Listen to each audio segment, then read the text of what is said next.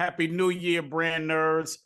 At the top of the year, we're back at you with another episode of our beloved podcast. We love this podcast, Brands, Beats, and Bytes. This is album 6, LT, our 6th year doing this. And while this is track 2, it is the first guest of the year. So the person kicking off the year, brand nerds, who's a brand nerd himself, we are about to drop this one on you. So LT, can you believe that we are into year 6? It's crazy. Man, like year 6. All right, so LT, we have a trifecta here today. And it's not often that we have a trifecta in our guest. Number one, he is a brilliant marketer, talented, highly advanced marketing mind. So that's one that we have. The second is we have someone, LT, who has given us an opportunity. He actually invited us to a university, which is going to come up later, to do our first recording of Brands, Beats, and Bytes live in front of an audience. So that's the second thing. And the third one, which may be most important, LT and brand nerds, you guys will be familiar with this.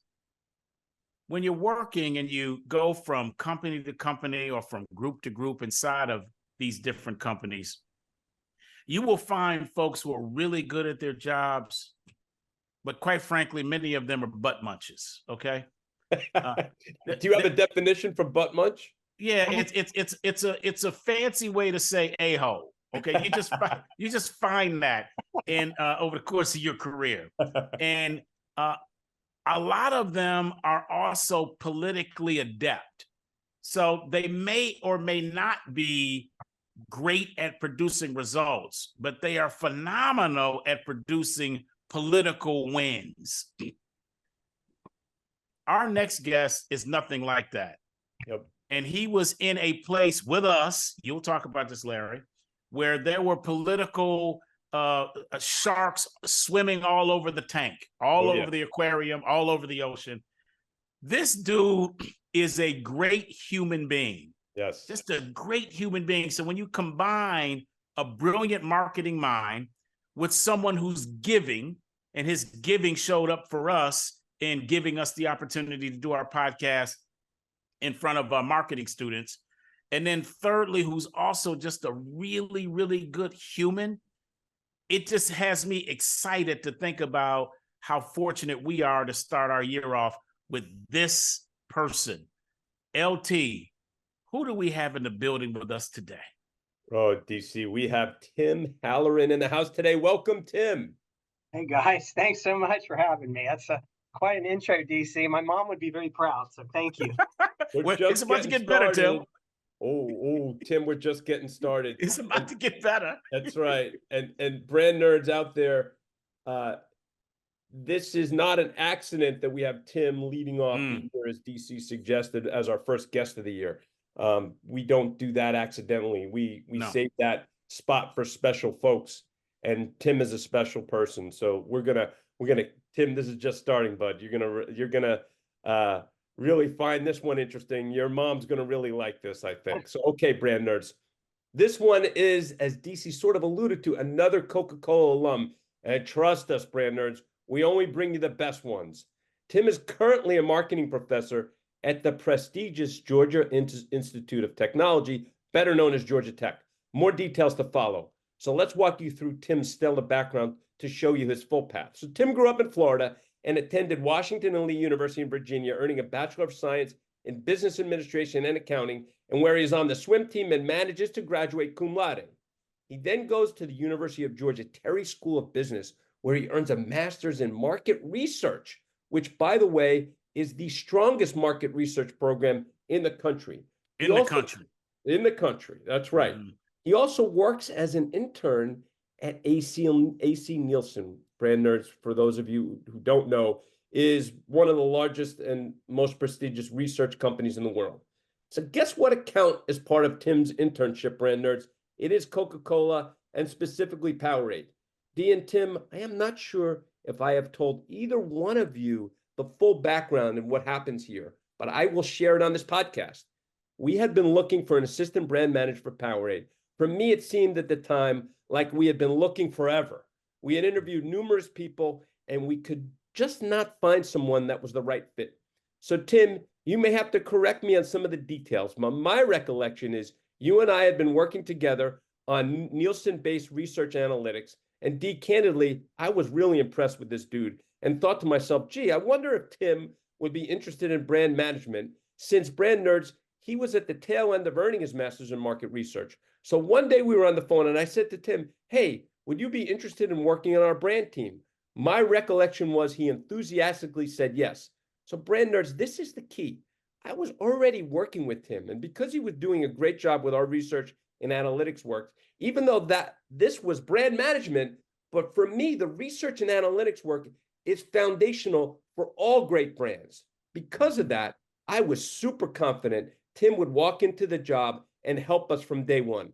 Tim, I don't know if you know this, but there was lots of lobbying behind the scenes to get you on the team versus those that were inquiring, gee, why should we have a research guy join brand management? Well, those of us who were lobbying for him, we won. Guess what, Brand Nerds? Tim was awesome from day one, and for 10 plus years in Coca-Cola brand management, working on brands such as Powerade, of course, and also Diet Coke, Nestea, and also where he and his team developed Gold Peak Tea, which is now a $1 billion brand. Things work quite well for all, I think, D, don't you think, for Tim joining Coca-Cola and brand management? Okay, so LT, I did not know this story, brother. I did not know. You kept this in the bag. This is a good one. Yeah. So Tim's laughing. So after leaving Coca-Cola, Tim enters academia and consulting. He becomes a marketing professor at Emory University's Goizueta School of Business, where he teaches both undergrads and grads brand management, and also develops and teaches a grad level course called New Product Lab. Additionally, he starts consulting company Brand Illumination, enabling clients to better understand the relationship between their brand and target consumer, leveraging this knowledge into strategic marketing recommendations that strengthen this bond.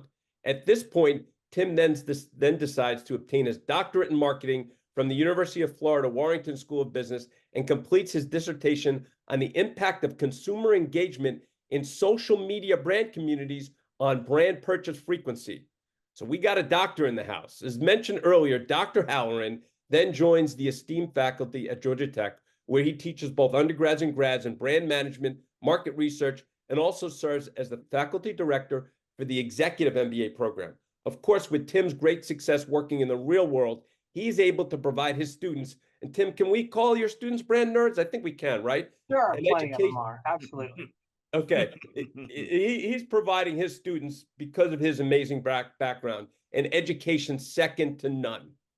So lastly, Tim is also a published author, having written the great book, Romancing the Brand. Brand Nerds, this is a fantastic book. And if you are interested in furthering your brand education, you need to go get this. We have been looking forward to this one for a long time. Welcome to Brands, Beats, and Bytes, Tim Halloran. Wow. Thank you, LT. I appreciate it. And Daryl, this is great. DC, and you guys are we'll talk, I'm sure, about this, but it's a thrill to kind of be with you guys. You guys are always two that have some stories, plenty of stories, coach type stories, right? That I admired and were just like, wow, these guys, and I love what you're doing with this. It's a fantastic just media vehicle, I think, for all of us that are so interested in the latest and greatest in terms of what's going on with branding, what's going on with marketing, technology. And we loved having you here at Tech, and we want to have you back. So we're going to figure out, well, we'll talk offline on that, get you guys back. Yeah, we'd love to. Again, because that was a really well-received event, and we'll do it. That's Thank great. you, Tim.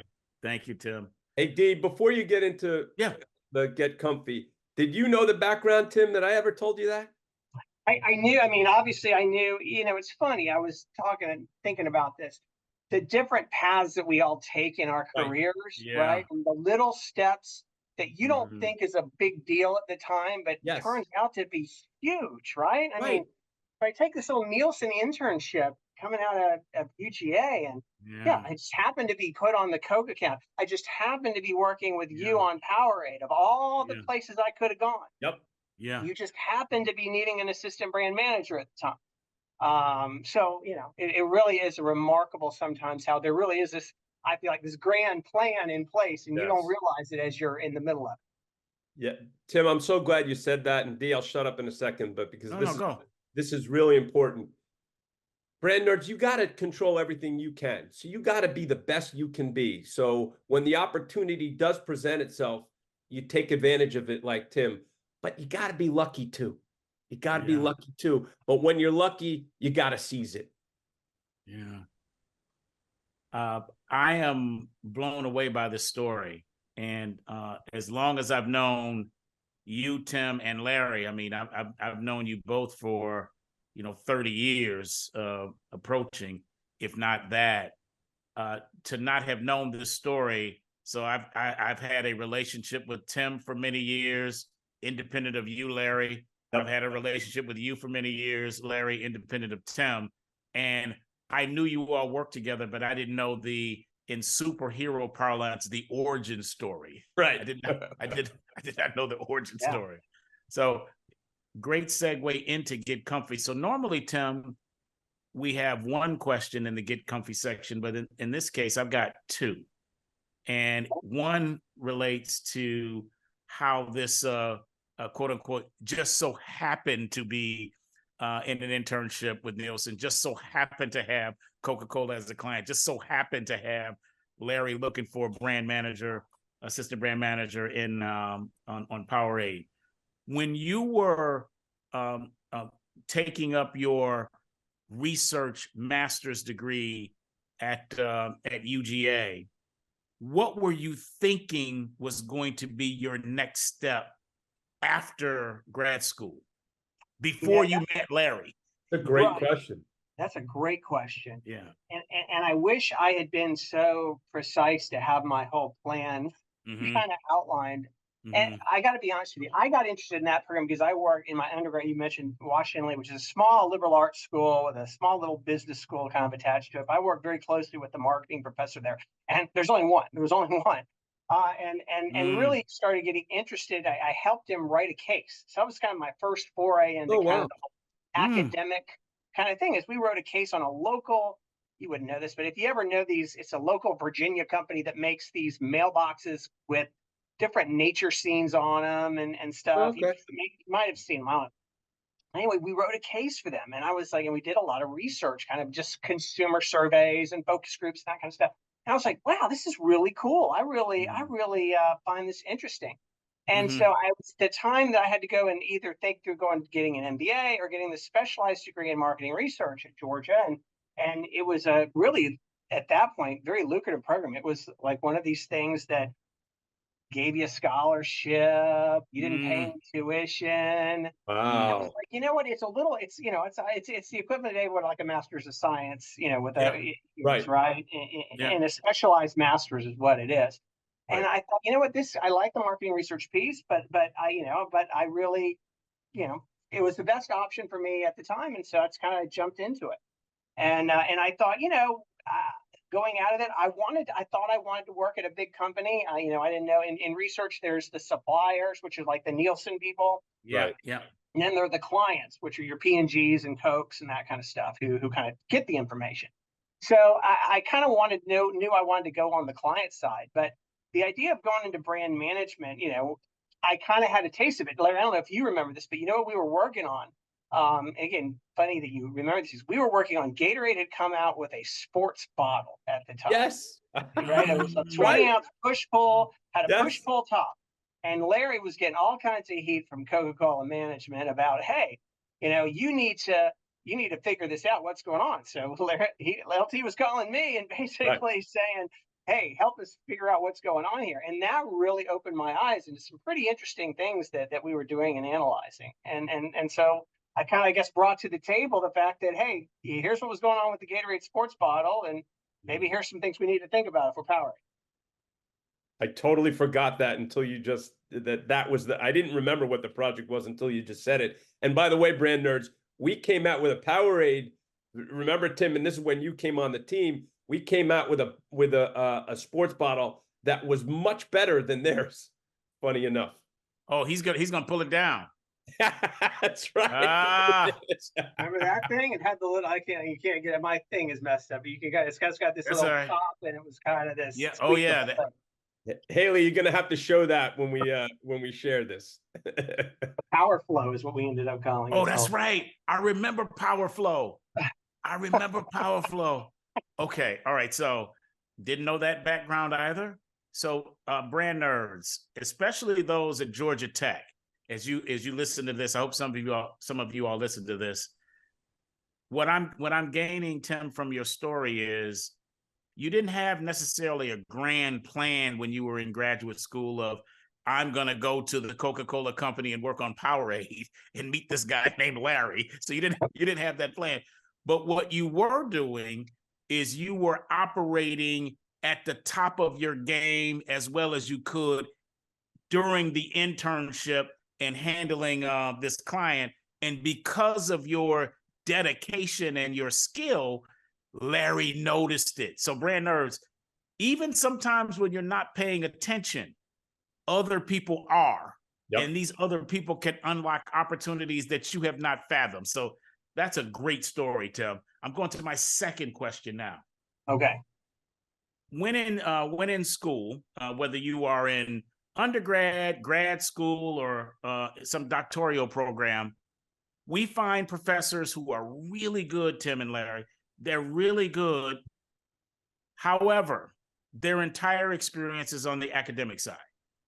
Now, they're good. They're good. They're going to teach some stuff. You're going to learn, and you're going to be able to go out into the world and do wonderful things. We've all had those professors. Yep. But every now and again, you get a professor like Tim, who has actually built brands and businesses, who was actually saying, okay, Gold Peak, what kind of brand is that? It's $1 billion brand. Okay, Gold Peak. So we have some folks that did that first and then went into academia, and they bring both of these things forward to teach students and brand nerds.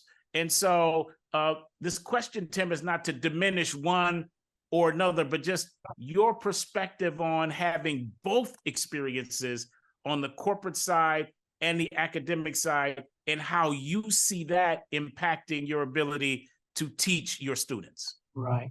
No, I think that is great. And you're right. There are two very different tracks in the academic world for anyone who's ever thinking about going out there, is that you have the traditional, as you say, DC, the research types. And I almost kind of think they're brilliant. And they're the ones that come up, the stuff you read in the textbooks. Yeah. They come up with the thoughts behind, the theories that land in the textbooks. Mm-hmm. But then you have a whole practitioner side, as you say, and these folks are all about the ones that have been there. I can bring in this lesson from, and I know my students get tired of Coca-Cola stories, but I mean, they're fun, right? Because everybody can relate to Coca-Cola. Absolutely. So we bring in Coca-Cola stories, or I bring in a story from a firm I'm consulting with, or an issue that someone may be having, and you throw it out there because this is what's relevant and this is what's common to them right now, and they can relate to it. So it works both ways. I bring in, and I bring in some of my clients to talk to students. So it does work in a nice synergistic kind of way. Oh yeah.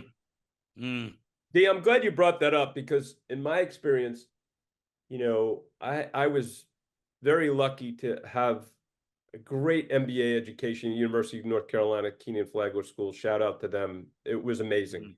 But I remember two marketing professors in particular, and I'll shout out one, Professor Klumpmaker, interesting name. And he worked. He had a great corporate career like Tim before. And you knew as a 20-something in my mid-20s, you knew what he was saying was actually something that was already considerate of the real world, as I thought. Whereas there was another marketing professor, great guy, nice guy, brilliant. But when he talked and he would use examples, he'd go, that doesn't smell right. And he never had he never had worked. He was an academia person. And even as a 20-something, you can smell that stuff.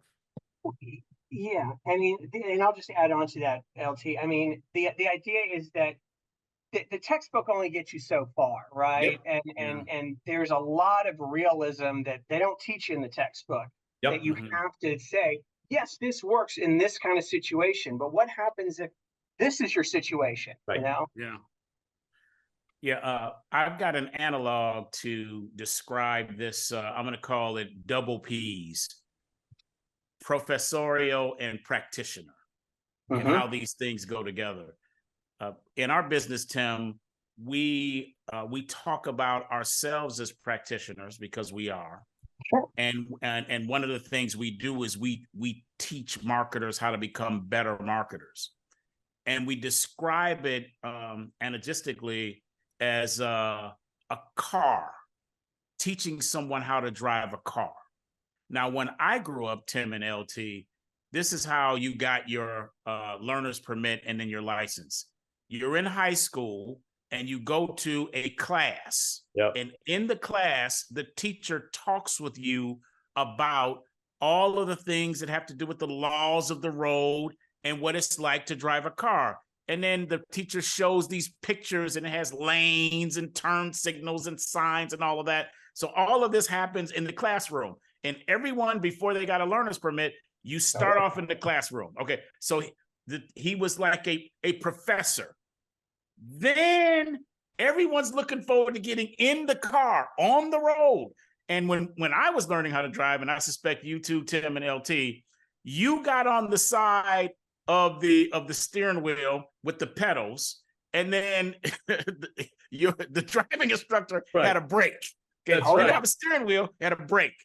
And so what happened is I'm driving along and I'm thinking about, okay, what did he say about left turn lane and right away and that kind of stuff? And then I'm like, oh, I think I got it. And all of a sudden, he hits that brake. And I'm like, what the hell's going on here? And the point was that he had become a practitioner for me, which allowed me to become a better driver, thereby getting my learner's permit and getting my license. That's you, Tim. It's like you have the ability to talk with your students about theories, which are great, behind some of the greatest activations in marketing. And then you're able to then talk about it from the perspective of a practitioner who's done it. So your students are lucky. The university is lucky. Yes. Our marketing community, we are fortunate to have you, brother. Well, thank you. And we always like to, one of the things I also make sure is part of most of my classes is we bring in real world projects that we let them kind of get their teeth, right? Get their hands dirty. Yep. I mean, nice. At a minimum, we do simulations, but most of the time we'll bring in some real world projects to where they can kind of, hey, here's a current issue that this company's having. Tell them what they need to be doing. And I think that's the best kind of experience you can get. All right. So we'll talk. I'm sorry, Larry. Go ahead, brother.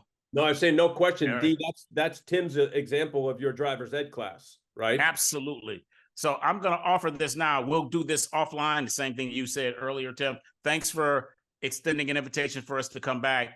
But if you would like for Larry and I to participate with your students in some of this real world getting their hands dirty, and we find some way to make that a part of the podcast, we're down. I'm just saying it right now. We're down. Yes. Okay. Let's talk about it. That would be fun. Absolutely. It would be. All right. We are going to the next section, brand nerds, and we call that 5 questions. So, Tim, here's what happens. I ask a question, Larry asks a question. We go back and forth until we arrive at 5. Now, given your experience, I cannot wait to hear your answer to this question. I'm looking forward to this, brother. All right, so take yourself back, Tim, to a time where you engaged with a brand and it was the first time that a brand captivated your attention, had you excited. It got into your soul. You could not spend enough time with this brand. If you spent 15 minutes, you thought with the brand and oh, wow, I've been thinking about this for an hour. I thought it was just 15 minutes. You really had a passion for this brand, almost like it was your first love. What was this brand for you, Tim? I was thinking about this and I got to go back. Larry mentioned I grew up in Florida, right? and literally in Central Florida, right near on the Space Coast, are about 45 minutes away from Orlando, which meant I was about 45 minutes away from Walt Disney World. So as a kid, we would go over there. Right? I mean, this is for a lot of people, it's a once in a lifetime or once in a childhood kind of thing. My kids have been a couple times, but like when I was a kid, I mean, we would go over there, and that was really the idea of this magical experience for me, and realizing, and that cascaded, and the idea of experiential marketing and just feeling almost the 360-degree experience that a brand would have. And that kind of started with that, and then it evolved to, I could go back and we would go to football games at the Orange Bowl in Miami, and you would see the Dolphins and that experience and that environment.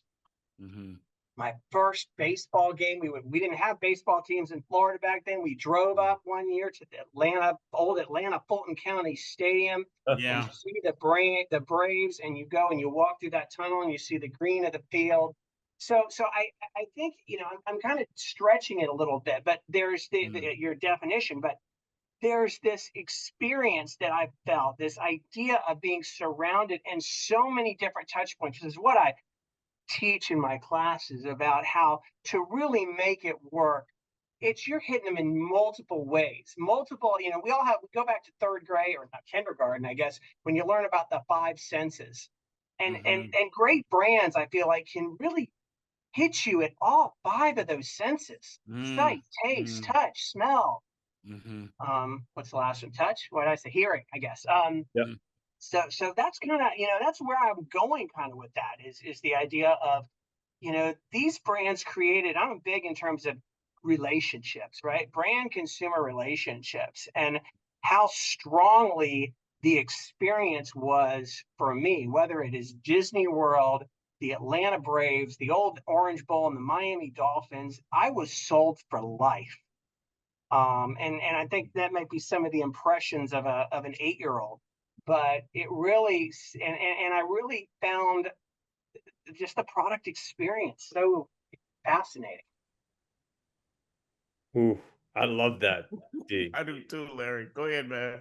Yeah, well, I love where Tim is going, brand nerds, about the experiential part, because that's where it's all encompassing, and it really envelops you, right? That's the way you took us back to the Orange Bowl and Disney World, and walking into, the old Atlanta Fulton County Stadium. And that's where, like you said, Tim, the optimal level of brand is when you can get people to feel on all five senses, right?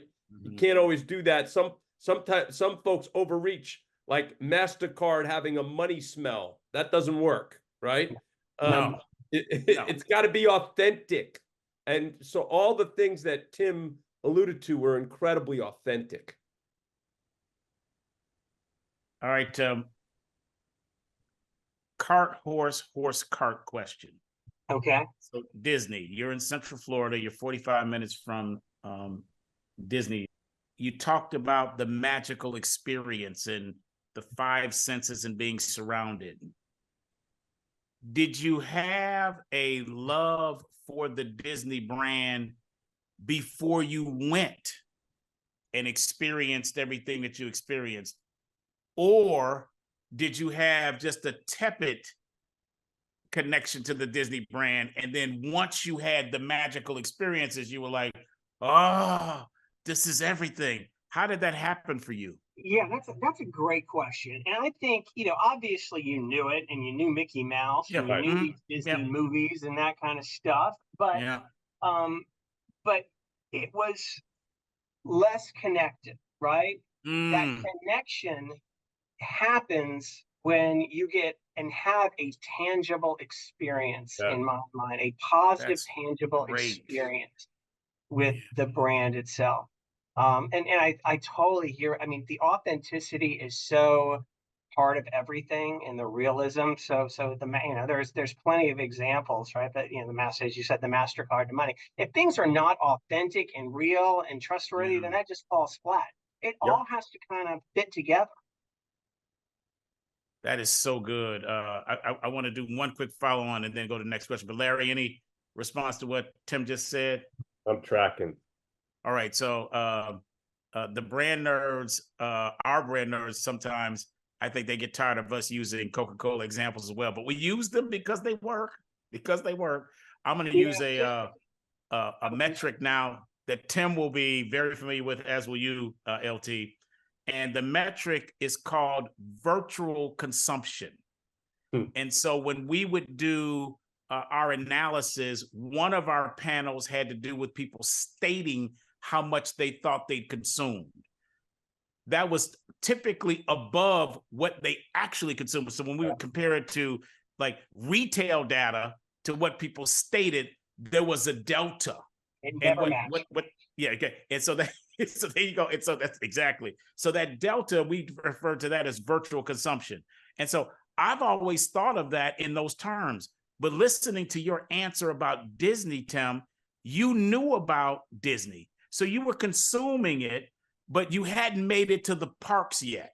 You had not made it to the park. So there was some degree of virtual consumption that was happening and what you thought it would be like. And then once you got all those touch points, that delta got closed. Yep. That delta got closed. And then you were really able to fully embrace this brand. I've never thought about virtual consumption in that way until, Tim, you just said what you said. Yeah. That's cool. Yeah, I mean, it really is. It's opportunity, right? And it's making what you see and hear about and make it come to life. And I think that's what it does.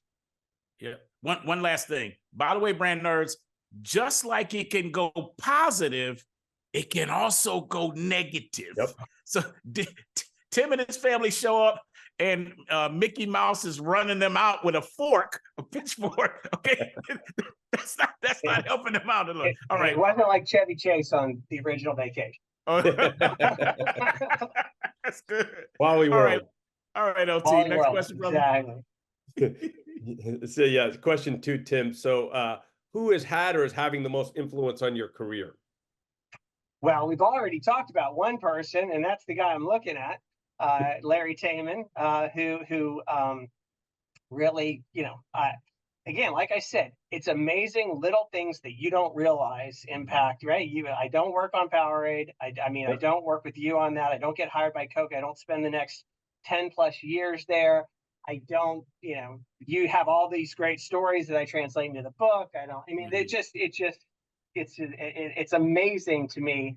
And I would just tell your folks out there that your listeners that don't ever ignore little things, right? I mean, because that one little thing, that one little door, that extra door that you knock on, hey, it may be the one, right? Or that one path you can potentially take, it may be the one. So I think you really got to know yourself and know what you like and know what you're passionate about. And I think the fact that I have a huge interest in sports, and the fact that Powerade was sports and marketing. And oh, by the way, Tim, we're going to leverage the 1996 Olympic Games that we're the official sports drink. We're going to use that to launch this brand nationally. I mean, it's like, okay, let's go. It really wasn't. It was not a real hard decision, to be perfectly honest with you.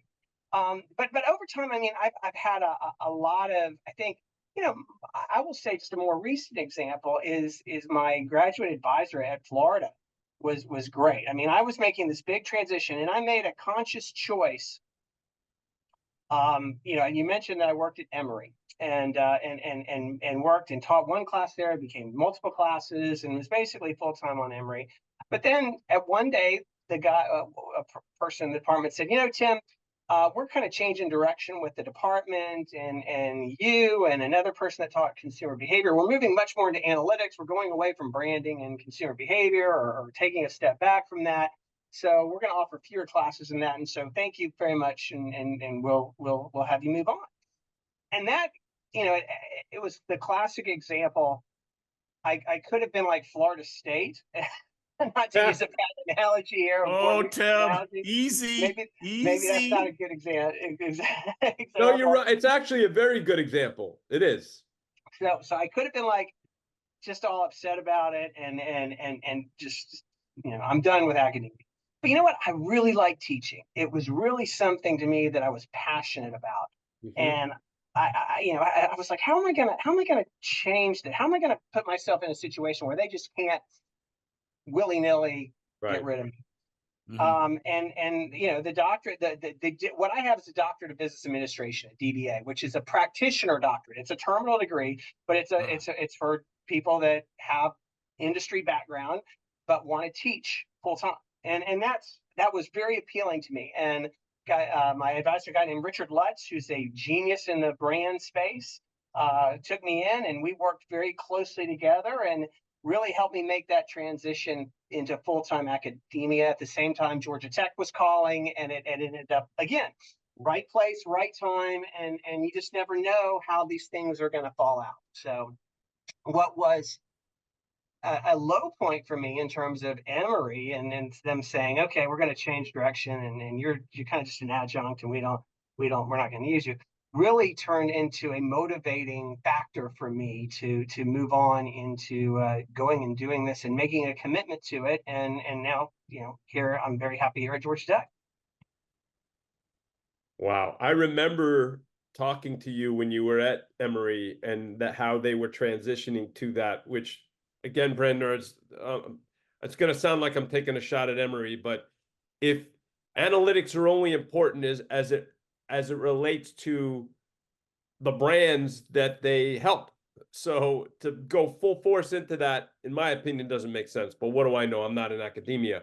But it's really interesting the way you talk about, that's really making lemonade out of lemons, right? What you did. And now you're at arguably a much better place than you ever would have been if they didn't throw those lemons at you.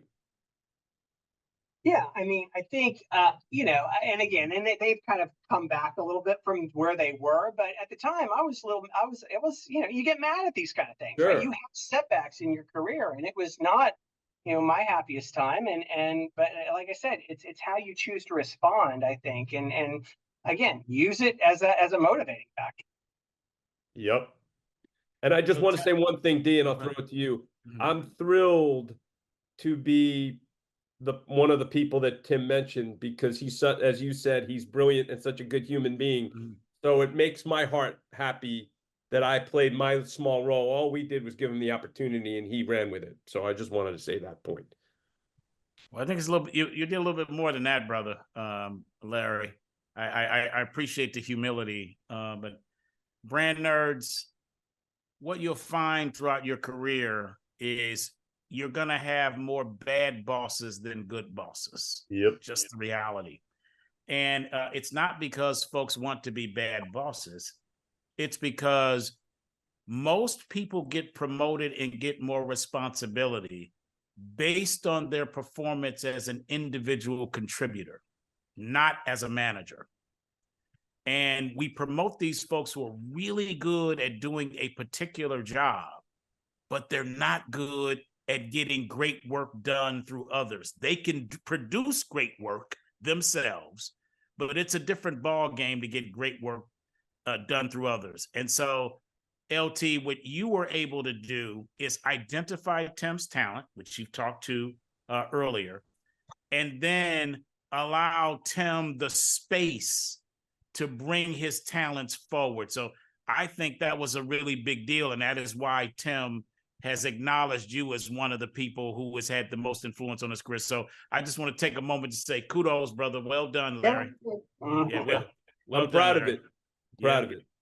Then the second thing, Tim, what year was it when Emory made the decision that they weren't going to do the adjunct? 2013, 2014, something like that. 10 years ago. 10 years ago. 11 years ago now. 11 years. Okay. So absolutely. You've got high schoolers now. So they're teenagers. So at the time, they're like under the age of 10. Yeah. Okay, so you got my oldest is around 10 or 11. Yeah, okay. So you got 3 kids, 10, 11, and younger. All right. So, and you're being told we're going in a different direction. You're being told, okay, so this is a very critical time for you and your family, Tim. Okay, so Yeah. my question to you is, why didn't you just say, okay, I'm going back to the corporate world? What made you stay the path on academia? Because you certainly could have gone Great back question. to do the regular corporate thing. Yeah. That's a great question. And I should also add that at the time I was also, I was doing consulting, right? I've been doing consulting this Okay. whole time, right? So it was Okay, kind yep. of I kind of balanced the Tim Halloran income thing is, if you want to break it out, his income stream is both teaching and consulting. So obviously teaching took a hit, so I have to plug in more. I knew, I did 10 plus years at Coca-Cola, and I had done the corporate thing. With the politics and stuff. And again, there are some people that thrive in that environment, and I think they're more power to them. I knew it wasn't me. There were too many times where I was kind of trying to buck the system and push a little, and kind of do things that trying to be more innovative probably than I. And I was a bad role model for Tim in bucking the system, but go ahead. And I love to have flexibility, and part of it was a family, it was a lifestyle choice, right? I had my son at the time when I left Coke. Was one of the impetus for me leaving Coke to begin with was my son was 2-3 years old, and I wasn't seeing him that much. So just happened to be, and again, people can manage it. I'm sure that was again 20 years ago, 18 years ago. But I mean, and people can manage things differently these days. But for me, it was partially a lifestyle change. And I knew when I was at Coke and managing and like doing stuff with our interns that we would bring in for the summer at Coke and brand, and I would be running their training and running stuff with them. I found that I really have some passion for this. So I wasn't going to let it, DC, I will admit there was a time where I was like, screw this, screw academia, and I was on that kind of train. And then I think your true love will start calling back to you even if you take a break from it for a while. And that's what happened to me. That's good, man. See, Brand Nerds, this is why we have Tim kicking off album 6. This is why we have him at the top of the year. That's so good, Tim. Larry, any follow-up for you before I go to the next question? Oh, this is awesome. All right, Tim.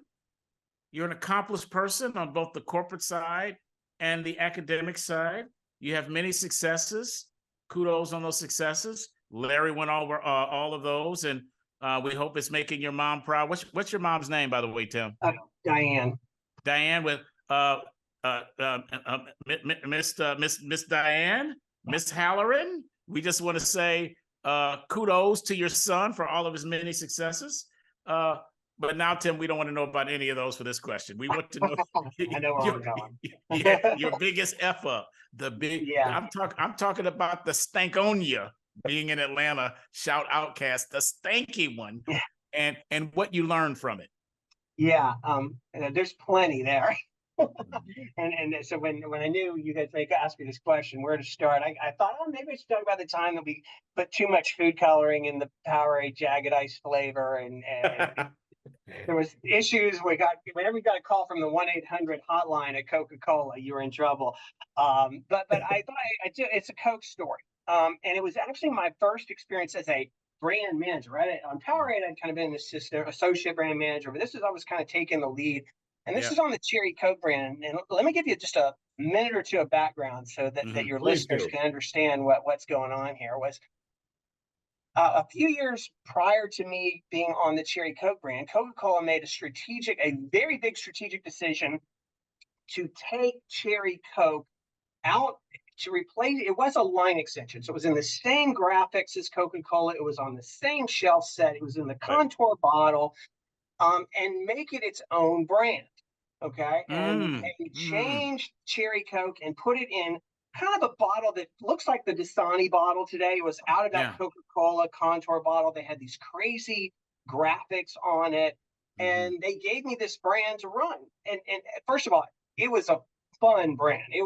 Because it was like the whole idea was, hey, let's use this as a laboratory to kind of do crazy stuff on. The whole brand idea behind Cherry Coke was it was a different kind of cola. So the tagline was do something different. So kind of push the envelope. Of course, we were expected to push the envelope, but not a whole lot of marketing budget, right? So we couldn't do a lot. And this movement from the contour bottle on the Coke shelf to this other bottle that moved the brand down in a convenience store. Instead of being with all like the Coke and the Diet Coke, it was in another part of the cold vault with like Barks Root Beer, Mellow Yellow, Mr. Pibb. Okay. What do you guys, and by the way, in markets where we kind of created this plan where we would have model markets, and you would throw a bunch of money at like a Kansas City or a St. Louis to show, hey, if we market this brand, it's going to do well. And yes, where we marketed it, it did great. But that was only about 6% or 7% of the country, right? What do you think happened in the other 93% of the country where we didn't have any marketing? And we had moved it out of the Coca-Cola contour bottle on the Coke shelf into another place on the cold vault. What do you think happened? Precipitous fall. Precipitous. Oh, yeah. This is an easy. People can't see it, but my hand is going down. Yes. Yeah. Okay. I want to give another analogy to explain what I would have guessed, and I certainly would have guessed this. In the famous movie Friday, there's a bully, okay, and his name is Debo. Okay, Debo is the bully in this movie Friday. And so if Debo has your back, you're good. If Debo does not have your back, you're in trouble. Coca-Cola and Diet Coke are like Debo. Okay, they can take care of everybody else. Y'all decided to move away from Debo, and you got smashed. Right. So great analogy, fantastic, and that's exactly what happened. Yeah. So Okay. We figured this out, right? You do these annual planning process. We're showing all the data, and we sit in. So I put together this whole thing. And by the way, my job is kind of like, I'm the brand manager of Cherry Coke, but the right thing to do here was to say, look, you've got a choice to make. You can either put a lot more money behind this brand, and but by the way, we've shown it does well when you put money behind it, you put support behind it. Or if you can't do that, you need to put it right back into the contour bottle so it gets right back to where it needs to be. Okay, make it a line extension again with Coke.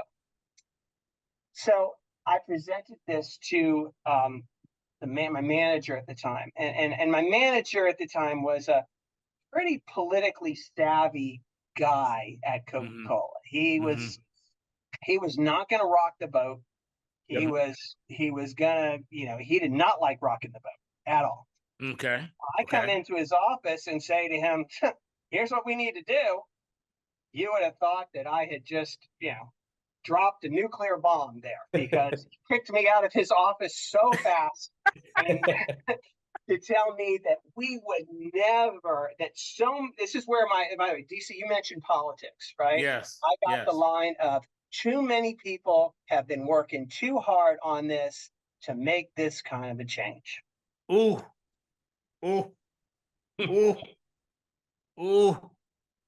And that was my first direct experience with the big corporation politics. I'd seen it and experienced it secondhand. I mean, Larry would take the brunt of it with Powerade, right? I was kind of under him, right? And I had another manager on what became Dasani bottled water, which is a whole other story. But where this leads up into what I should have done, right, is I had all the data, I had the information, and I should have gone, and I let it drop. And I was like, I let it drop, and I probably, and then when I brought it up again, I probably didn't bring it up in the right way. I should have come back with another more sophisticated analysis to kind of go in there and say, look, guys, this is not the right way to go. And I regret in my time at Coke not fighting the politics a little bit more and making me more frustrated. And I think, the idea is, it's a classic, you got to pick your battles. And 3 years after we presented that analysis, guess what Coca-Cola did? Right back. Yep. Bam. It's a story of my life there. I would come up with these ideas and plans, and 2 and 3 years later is when they they went off and kind of be executed. Bottled water took it 2 or 3 years later to launch. The Cherry Coke back in the contour bottle took 2 or 3 years. I did it when I was on Fresca. We did this Fresca thing where we were kind of repositioning it as a boomer drink and even considering making it having alcohol in it. 10 years later they did that. So, so I think to kind of circle around this story, I mean, I think when you have the data and you have the information and you got to you got to have the confidence to go in there and push back and be aggressive and facts will win. But sometimes the politics can get in the way as well. Ooh, this is a good one, D. What a story. Yeah. What a story. Go ahead, LT.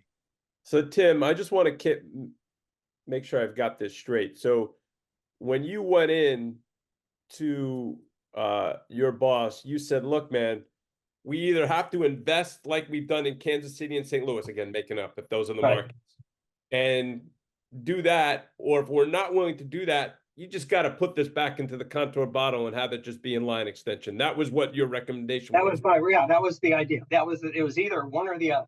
Right.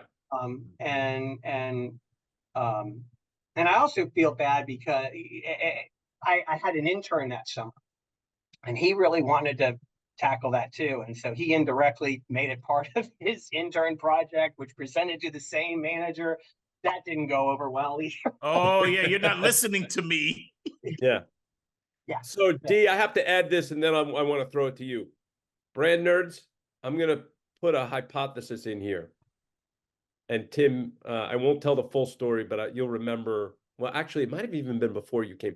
But one of the things when you're at a place, any place, whether it's Coca-Cola, P&G, or Google, they're very political. And lots of times, the senior executives and the middle managers have bonuses that are predicated on certain things that you may or may not know about. Most of the times you might not know about it. And so Tim's manager might have had his or her bonus predicated on whether Cherry Coke as an individual brand entity, how well it did. So that was going to drive that decision because it was tied to that manager's bonus.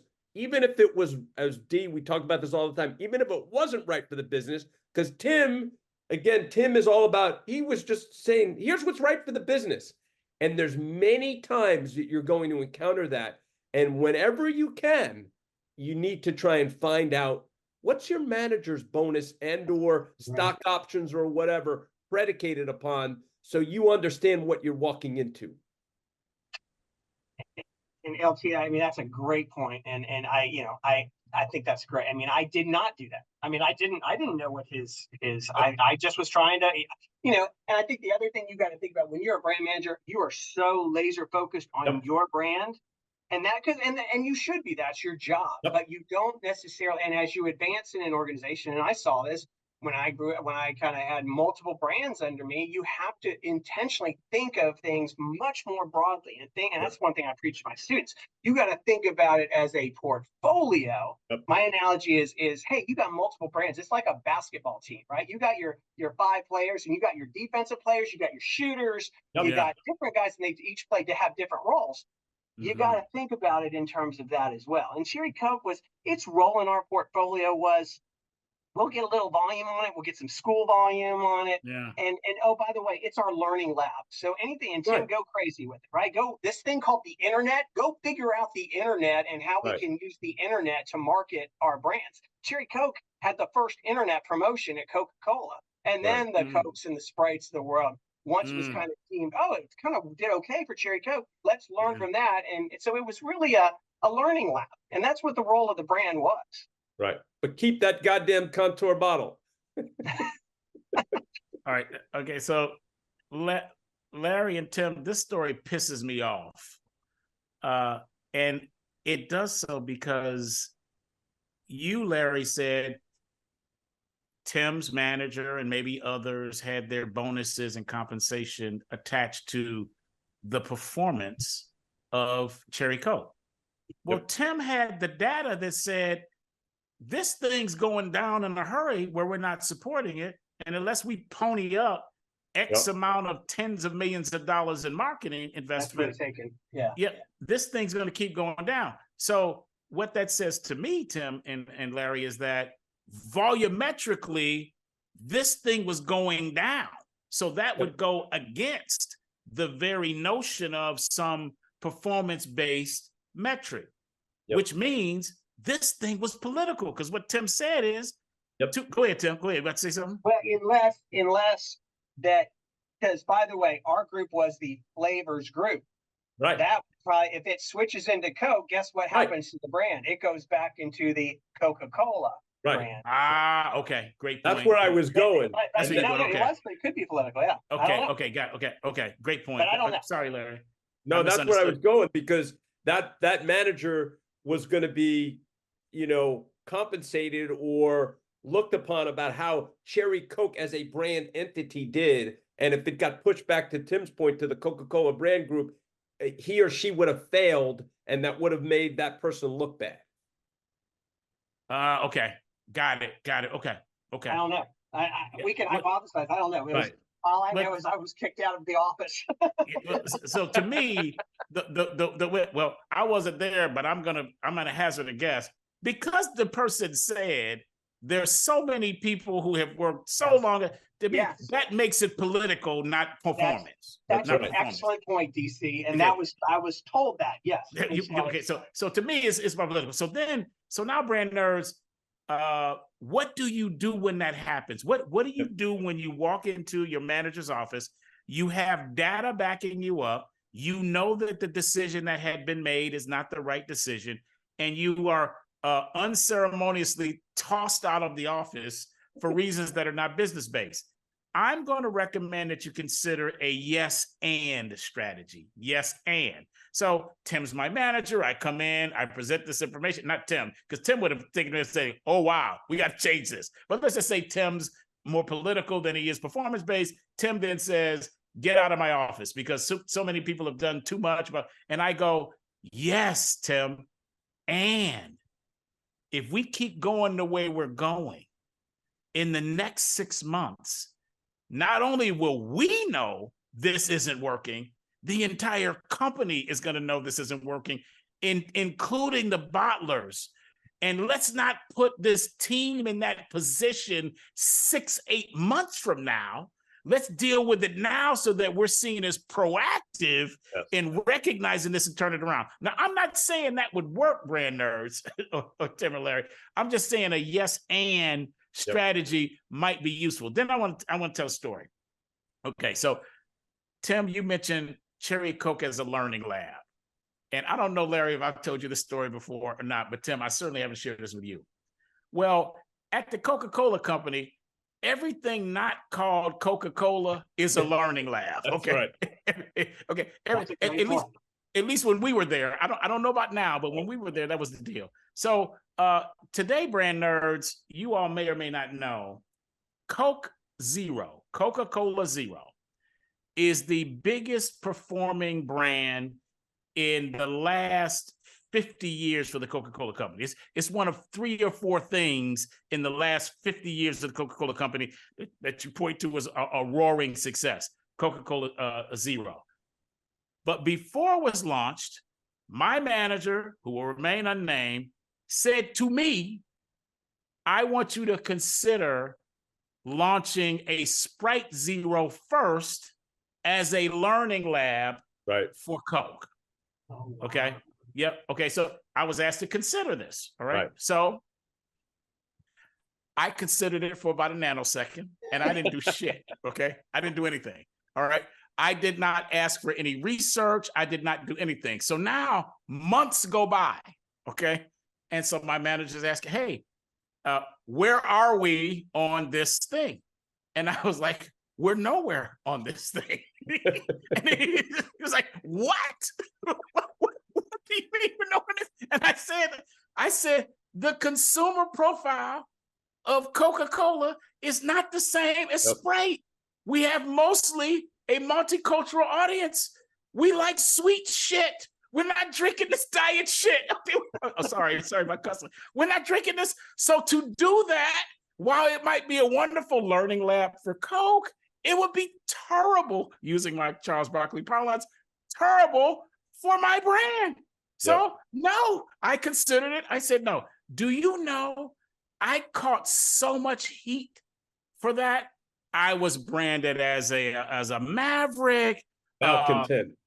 Malcontent. It was written up in my review as And you know what? I don't regret it at all. Yeah.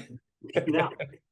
I don't regret it. I don't regret it at all. But to your point, Tim and Larry, you guys know this, because of politics. In this case, it was politics and performance. They wanted to protect the flagship brand, so I get that. But I wasn't going to allow them to. I know we're in the question of f up my brand to try to learn something for Big Daddy Coca-Cola. Yeah. Can't stand this stuff. Okay.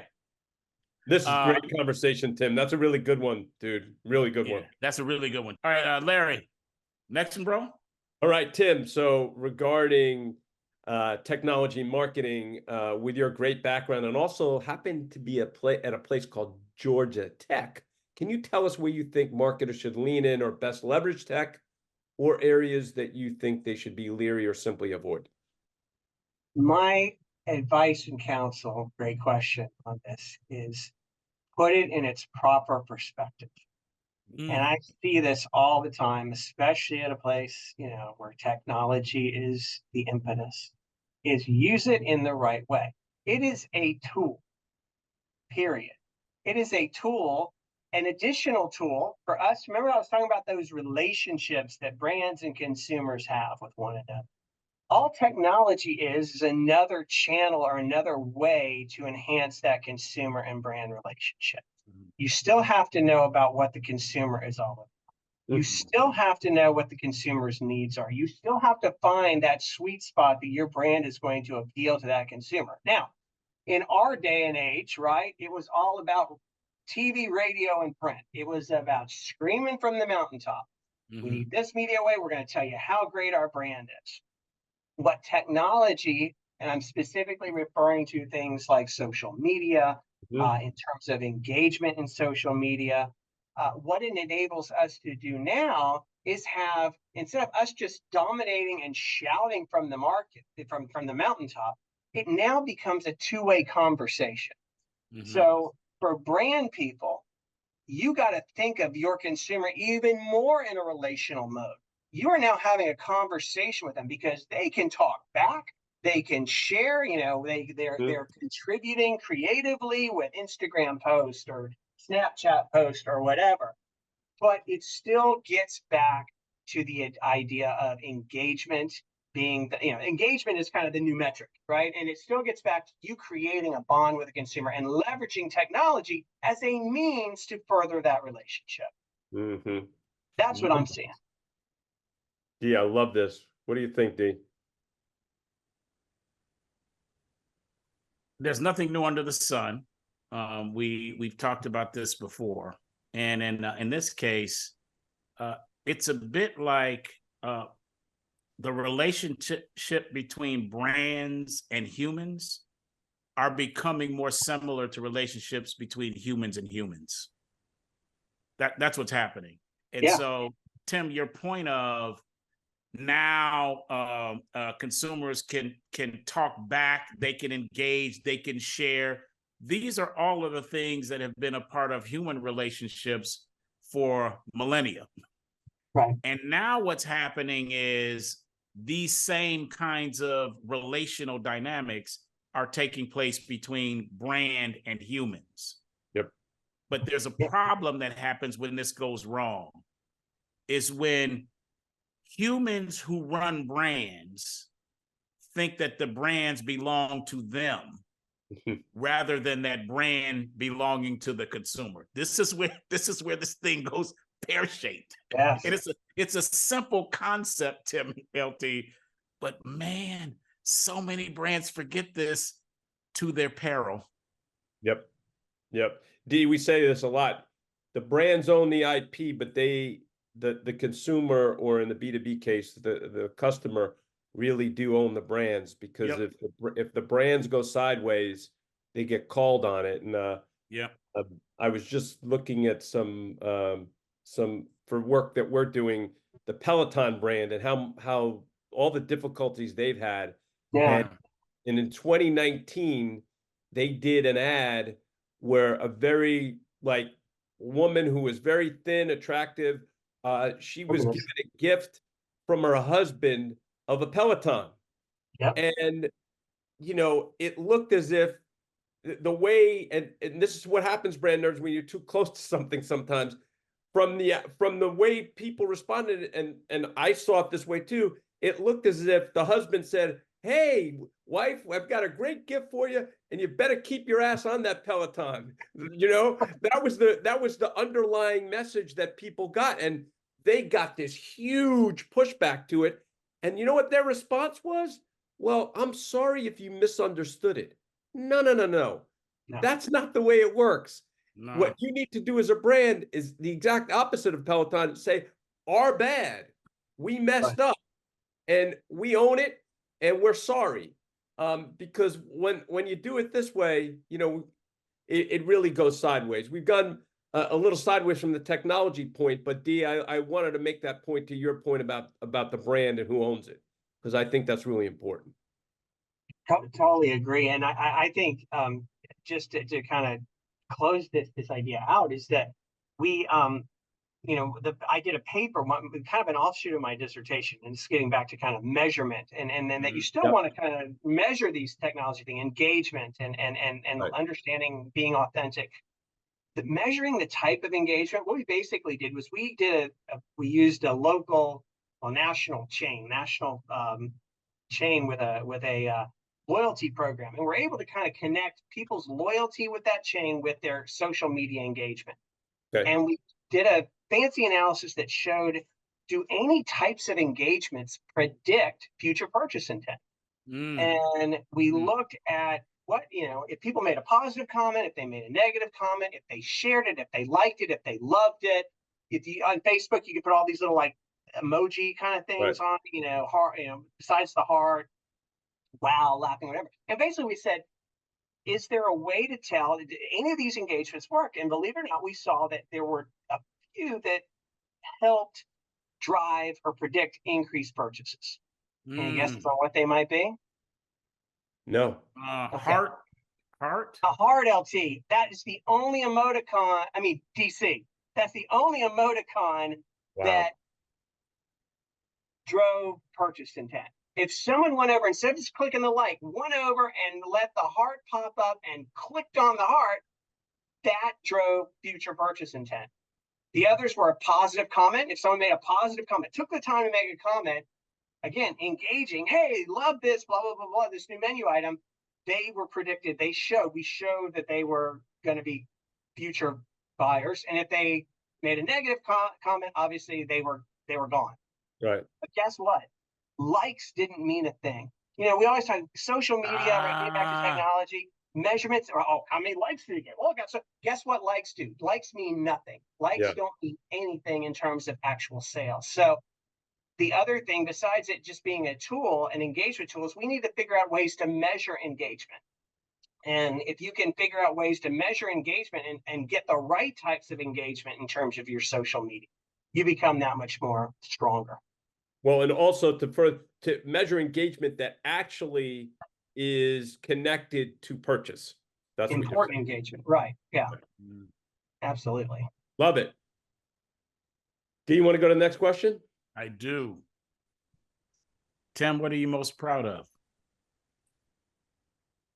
Gosh, you know, well, I'll say personally, I'm proud of my family. I'm proud of my my wife and kids. Please give everyone a shout out. Everyone, please. In my family, my wife is Nancy, who's been putting up with me for now 29 years. If you can believe that. And then I have a 21-year-old son who is a junior at Villanova University, where he is a swimmer on the Division I men's Villanova swim team. And I have twin girls who are juniors in high school and right in the middle of starting that whole college search process. And they are big dancers, so they're the apple of my eye. So, and we have a dog named Gus. So that's our crew. So, but yeah, that's kind of the obviously that's first and foremost. But you know, career wise, I look back to my time at Coke, obviously very positively. I feel like I did push the envelope. I won an award, innovation award, for some stuff we did on Cherry Coke. We won that kind of the innovation award of the year and did some cool stuff. Writing the book was a big thing for me. I was really, you know, the idea of writing, romancing the brand, and being accepted and even winning a couple of awards is something I'm proud of. And then It's still available on Amazon, Brand Nerds. yes, it is. Go check it out. Yeah, I still use it in some of my classes as well. And then getting that doctorate degree after what I mentioned to you earlier with Emory and that kind of stuff, and you know, completing that play, making, you know, kind of staying with it. It wasn't easy. It was a distance program, or we would go down there, and it was a 3-year haul, but doing that and then capping it off with this paper that I just told you about, which kind of completed the journey in a way, because it won the paper of the year for the Journal of Interactive Marketing. So it was like, oh, wow. Okay, I know he at least knows a little bit of how to do this stuff. Not much, but he knows a little bit of it. So that's kind of in a nutshell. That's a lot to be proud of, D, you know, and it is. It's for me, I have I'm going to use a Yiddish word, nothing but nachas, which means that I saw this young man when he was a young man, and to see him become what he's become is makes me so proud that I had my little part of that, and I'm really proud of you, bud. Really, you've done it. Thank you. Great stuff. We had fun. Yes. Nice. Nice. All right, OT, ready to hit the next section, brother? Let's do it. Okay, Tim. So, you know, you as a listener of the program, you know what this is. What's popping? What's popping, D? What's popping, Tim? What's popping? So, Tim, to our brand nerds out there, there's our chance to shout out, shout down, or simply air something happening in and around marketing today that we think is good fodder for discussion. And Tim, I know you have a good one, so I'm throwing it to you. Yeah, okay. So I thought about this a little bit, and you guys remember when we were in graduate school, and I'm going to use my academic, my professorial and my experience, what I'm seeing with students today. Yep. When we were in graduate school, everybody wanted to go work at Coca-Cola. Yep. Everyone wanted to go work at P&G. Crap. Yep. The CPG companies were where it was at. Yep. And guess what? That's not the case anymore. Not anymore. Nope. It's Google, it's Amazon, it's Apple, it's any tech company out there, you know, Tesla, wherever. That's where it is. The best and the brightest. And then this is not, you might say, oh, Tim, you're at Georgia Tech. Of course. No. When I talk to colleagues and at other schools, no, it is about tech. They all want to go work at the big tech companies. And, you know, and I wondered, you know, what has made the CPG companies and, you know, lose a little bit of their luster. And I'm trying to figure out what happened. And is it just that tech is so sexy, that tech is where it's at? You know, that's where all the growth is, the news. But, you know, what happened to going and working at the Coca-Cola company or Pepsi or Kraft or P&G or Nike, even, right? Some of these other places. Wow. D, I knew you'd like this one. What's your reaction to that? That's a great one. Tim and Brand Nerds, Larry, Jeff, and I talk about this from time to time. So giving some context to your excellent What's Poppin' question, Brand Nerds, I'm going to read for you the top 10 brands globally based on brand value from a source called Interbrand. So here are the top 10, all of which Tim has mentioned. 1 Apple, 2 Microsoft, 3 Amazon, 4 Google, 5 Samsung, 6 Toyota, 7 Benz, 8 Coca-Cola, 9 Nike, and 10 BMW. All right. So there's only 1 CPG in the top 10 today, where in this same study, you know this, Larry and Tim, for the first 12 to 14 years of the Interbrand brand value. So when they started it, Coke was number 1 every year. Okay, so that's just giving some quantitative backing to what you're saying, Tim. All right, so what are we to do? What's changed? Well, today, those companies that I listed, especially all those in tech, they're the largest companies in the world in terms of market cap right now. So when you start to think about what are the biggest in a particular domain, that's it. When we were coming up, CPG as a category was a sexy category. Yep. Today, tech is the sexy category. So that's one reason why I think people are flocking to these tech companies. But I will say this, and maybe I'm the old man on a horse when people are driving cars. But I will say this: of those 10 brands that I just mentioned, and many of that Tim, only one of those brands is truly something that is a want that by the skill of the marketing can be converted into a need. Only one. Okay.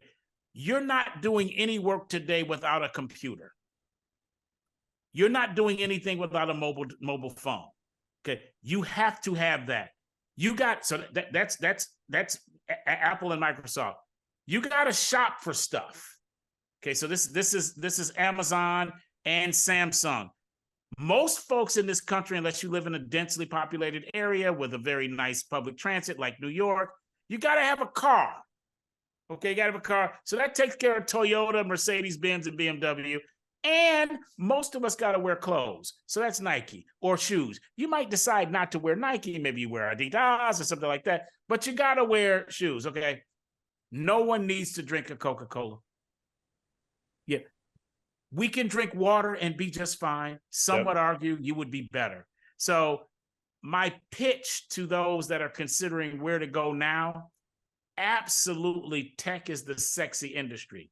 But if you really want to learn how to market from a consumer perspective and how to psychologically convince someone that thinks, I don't really need this thing, I just want it, and then that be replaced with, oh, now I need it, Coca-Cola is not a bad place to start.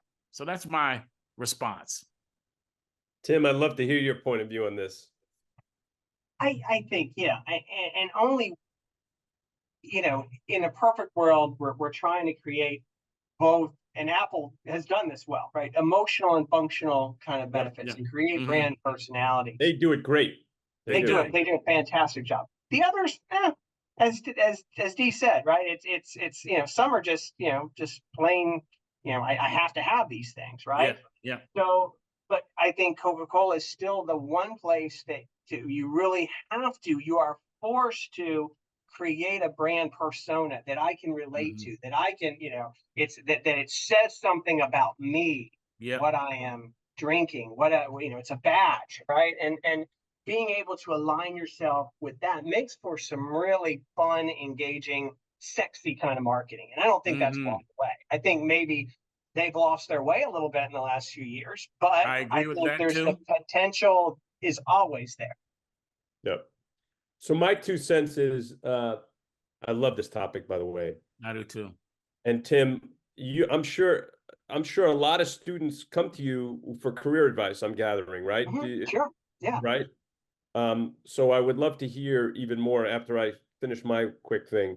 I would suggest I would add Nike to that list, D, because anybody can have any kind of clothes, but they've done an incredible job of emotionally connecting with folks to get them to wear their stuff, to wear their shoes. Oh, right? I absolutely agree with that. But my point, Larry, I'm sorry, was one has to wear clothes, though. No, one never has to consume a coat. No, I got you. No, I totally get you. But here's the point. I think what we're all landing on is great, work in tech, but you know what would be great for your career? Go work at a Coca-Cola or Pepsi. Again, we all worked at Pepsi or another CPG that you're going to really learn the fundamentals. And if you know the fundamentals, you're going to take it to a whole other level. If you look at the people who are the best at what they do, from sports to anything, they know the fundamentals. Michael Jordan's the best. Again, I think Michael's better than LeBron, but LeBron's amazing. But you know why those two guys are great? They have athleticism, they have all the things, but they're great fundamentally. They're so fundamentally sound. Yeah. So if you're thinking about being the best marketer, you know what? The best point you might want to do is go work at a CPG for the first few years. And we all know the way the world works today, people don't work at the same company for a while. Cut your teeth there And then you'll be that much more adept if you want to go then move into a big, you know, a place like Amazon or a big tech company or a startup. Because if you go to a startup, then you really have the fundamentals that you can take to a whole other place. So Tim, I would love to hear what your thoughts about that. Yeah, I think that's a great point of view. And to that end, even when if you go to one of these places, you know, because at the end of the day, the brand manager at Apple is Tim Cook, right? At the end of the day, Yes. you're going to be, if you go marketing for Apple, you're going to be in charge of, you know, third quarter promotion on this product or whatever. That's right. But if you go to a CPG place, what I always say is, don't be afraid to work on the smaller brands. Yes. When I was at Coca-Cola, I intentionally avoided brand Coke. So I did didn't I. want to work on it. Why? Yeah. Because I would only see a small little slice of the big picture. I was much more content in new products or on Sherry Coke or what we did on Powerade, right? Yep. It was, you saw the whole business and you had so much more autonomy. The amount of autonomy you could have at a Coca-Cola, but you had so much more autonomy when you were working on smaller brands. And I thought it was a better learning experience, to be honest with you. That's a great point. And that's why D went to Sprite. That was his goal from day one. Yeah. I wanted no parts of Coca-Cola, no parts whatsoever. No. I mean, God bless the people that work on it. It's great, and you get a lot of exposure when you're working on the big brands, and different strokes, you know, different strokes for different folks. But it wasn't for me. Right. So Tim, going back, so when these students come to you, is that the kind of advice you give them if they're asking you for a white paper, or does it depend on the kid? Yeah, it's just going to depend on it's almost like a one-on-one with a consumer, right? It's like, what are their strengths? What are they interested in? How do we, you know, what do they want to do? And then, if they say, I say, both, you know, if they want to go work at a CPG place or whatever, and they say, well, should I work on a big brand or a small brand? I basically tell them what I just told y'all, right? I mean, there are upsides and downsides to each of that. Right. But I really enjoyed my time, and I think to see a holistic, I mean, remember, LT, we had P&L responsibility on Power. Oh, yeah. It was like, it was a really holistic understanding of the business. Totally. Oh boy, this is good. I wish I'd heard this discussion that we're having now, the whole podcast, when I was in grad school and considering where to go, or when I was coming into thinking about entry-level jobs. Where do I go? I wish I had this kind of information to inform my decision. Yep. Totally agree. Yeah. And guys, this is incredible, but we're at the show close, man. I mean, Tim, I expected this show to be awesome, and it's been better. You've been amazing, dude. Just amazing. Awesome. We're going to share our learnings now. I'm going to start off, and I have a bunch, but I'm going to cull them down. So I've got 5. Jeff will be happy. So number 1. Jeff will be happy. So brand nerds, if you don't have a grand plan for your career, it's all right. Just like Tim did, do your job with dedication and excellence, and let's see what happens from there. That's number 1. Number 2, the best brands are experiential through all senses and must be authentic. Think about Tim's Disney, Miami Dolphins, Atlanta Braves examples. Number 3, brand nerds, life. You're going to get knocked down. And like Tim did with his situation at Emory, it is how you get up and respond to this adversity that matters. The true making lemonade out of lemons. Number 4, like Tim did when he was running the intern program at Coca-Cola, and he realized that he had a passion for teaching, tap into your true passion, and when you find it, seize it. And number 5, the last one, as Tim said, tech is great, and as long as you see it as a tool to strengthen relationships with your brand, it is still about connecting your brand. Unlike many folks here in Silicon Valley who get so enamored with the tech and then they try and shoehorn the tech into something. No, it's got to come from the brand first and go from there. Those are my 5, and great 5, Tim. Phenomenal 5. Yeah, it's great. Tim, I've enjoyed knowing you through the years. When we worked together, seeing you in a hallway or in a meeting, I often had a smile on my face thinking about you and as a marketer and as a human. And I rooted for you. Yeah, I rooted for you. I wanted the things that you worked on to be successful because I thought this is a person who's earned it. And if the more successful this person is, the more that it communicates organizationally, inside and outside, that you can do really well and be a really good human at the same time. So I hold you in very high regard, Tim. Thank you. And you're welcome. And I'm thankful that you have blessed us today with your presence. So as you may or may not know, during these podcasts, at this part of it, I make an attempt to better understand who is this person in front of me and what is it that they bring to this planet that is uniquely theirs to bring. Now, I'm not a psychologist. I'm not clairvoyant, but sometimes something will hit me and I just need to share it. So I like to do that with you. And I find these things even more interesting when it's people that I know. And so I'm going to make that attempt now with you, Tim.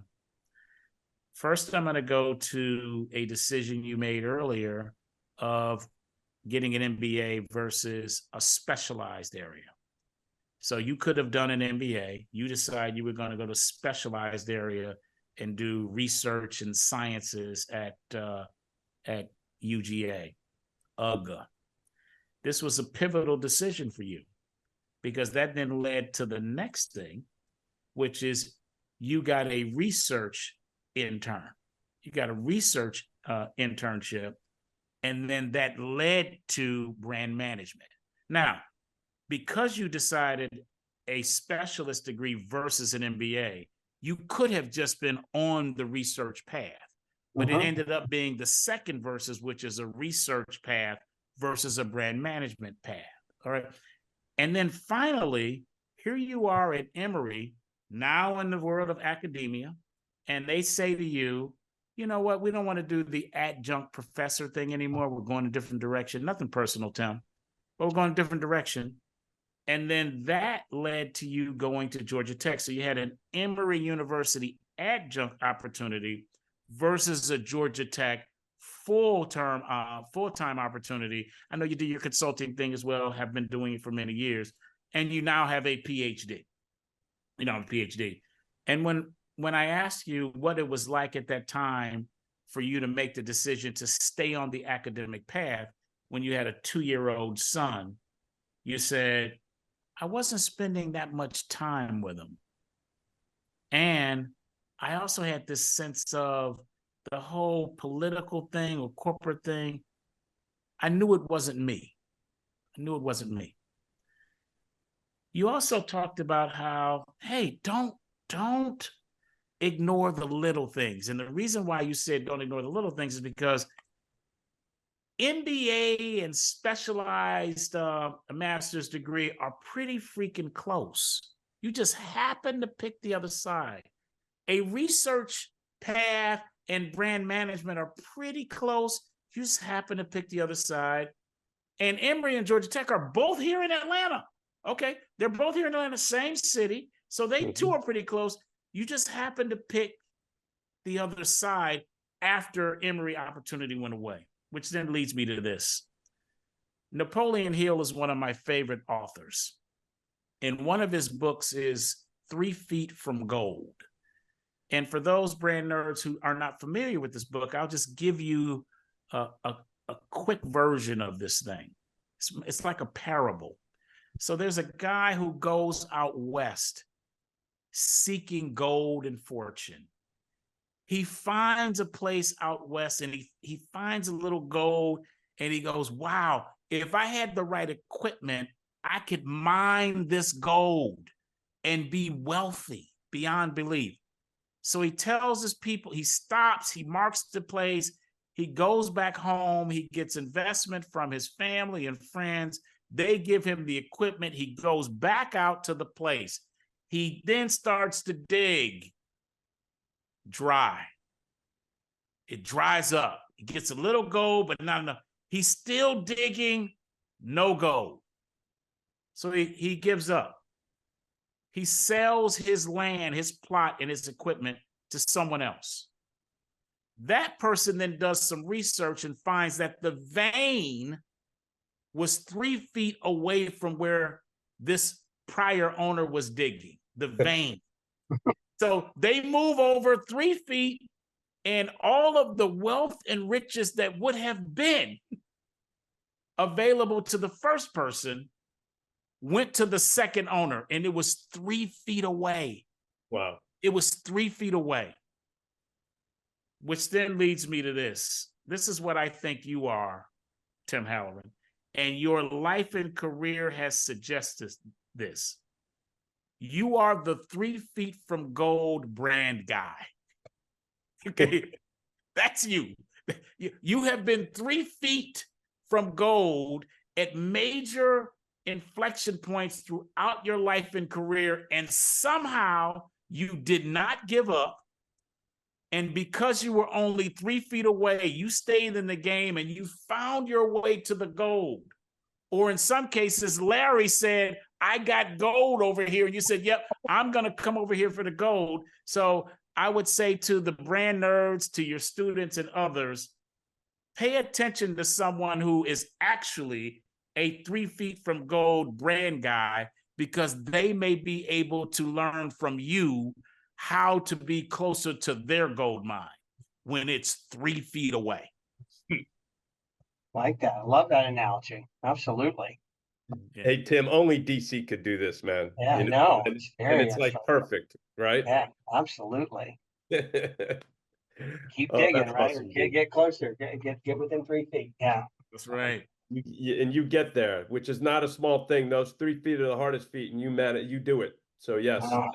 that's something about you. Okay, so Tim, before we sign off, what have you learned from this wonderful conversation with us today?